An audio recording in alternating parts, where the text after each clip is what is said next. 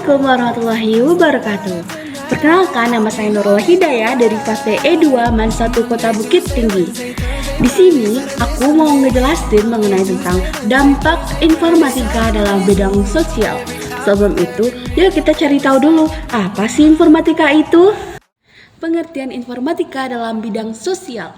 Informatika sosial adalah studi yang mengacu pada aspek sosial dan komputerisasi, termasuk peran teknologi informasi dalam perubahan sosial dan organisasi, penggunaan teknologi informasi dalam konteks sosial, dan bagaimana organisasi sosial teknologi informasi dipengaruhi oleh kekuatan sosial dan praktek sosial.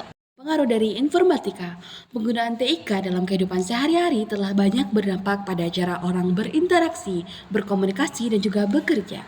TIK telah memungkinkan akses lebih mudah dan cepat ke informasi dan mempercepat proses bisnis dan produksi.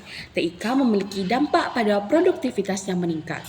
Contohnya adalah penggunaan banyak aplikasi pembantu agar kita dapat melaksanakan aktivitas kita dengan tepat waktu. Dan contoh kedua adalah pembayaran tagihan bulanan dapat dilakukan secara otomatis dan juga periodik dengan e-banking, sehingga tidak ada keterlambatan dan juga tidak akan kena denda akibat keterlambatan. Selanjutnya kita beralih ke dampak positif informatika. Yang pertama adalah produktivitas dan efisiensi dalam dunia kerja meningkat. Yang kedua, pembelajaran daring melalui video conference materi dalam bentuk e-books dan forum diskusi. Siswa juga dapat berpartisipasi dalam kuis daring dan juga tugas daring, serta berkolaborasi dengan forum diskusi. Yang ketiga, semua orang bisa berbagi informasi melalui media sosial dan juga internet, sehingga berita dan pengetahuan menyebar dengan cepat dan dapat diketahui oleh masyarakat. Yang keempat, pemerintah dapat lebih efisien dalam menyampaikan kebijakan dan peraturan kepada masyarakat melalui media TIK seperti televisi, radio, dan juga internet. Yang kelima adalah dapat meningkatkan rasa percaya diri dan memotivasi individu sehingga menjadi lebih terbuka dalam berinteraksi di dunia maya, dan ini dapat meningkatkan kompetensi.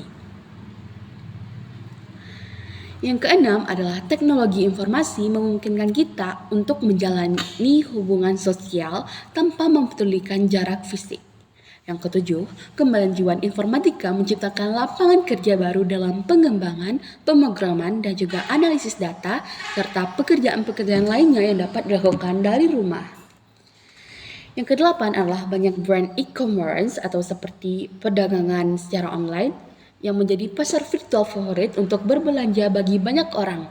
Barang tersebut bisa berupa barang fisik ataupun digital dengan pembayaran melalui e-payment.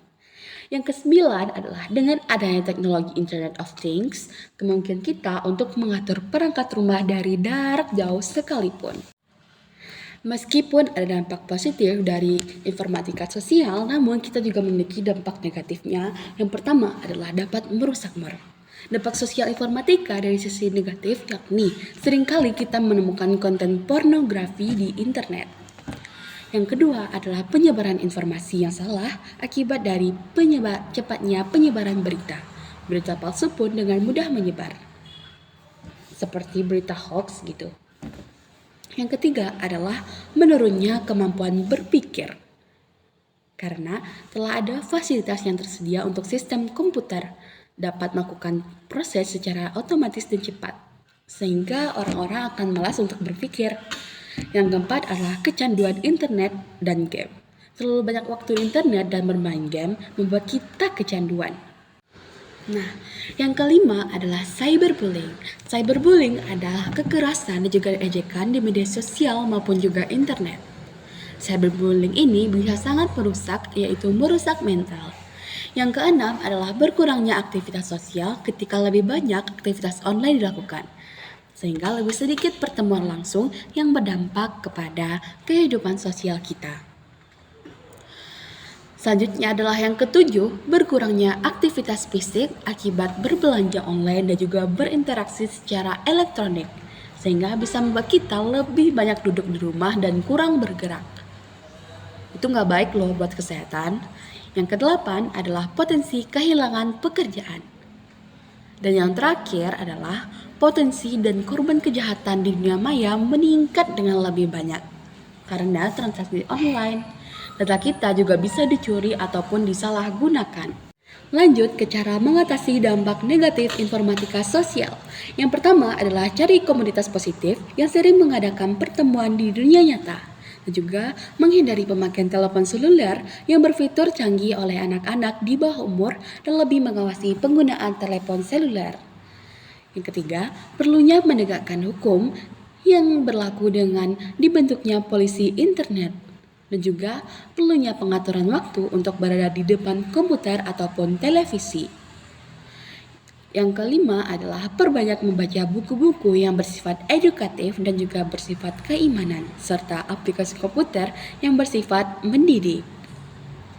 Dan juga yang terakhir adalah gunakan teknologi untuk menjalin hubungan dengan orang-orang yang sudah dikenal. Jadi kesimpulannya dapat kita ambil adalah walaupun teknologi sudah berkembang pesat, bukan berarti kita harus terjerumus di dalamnya.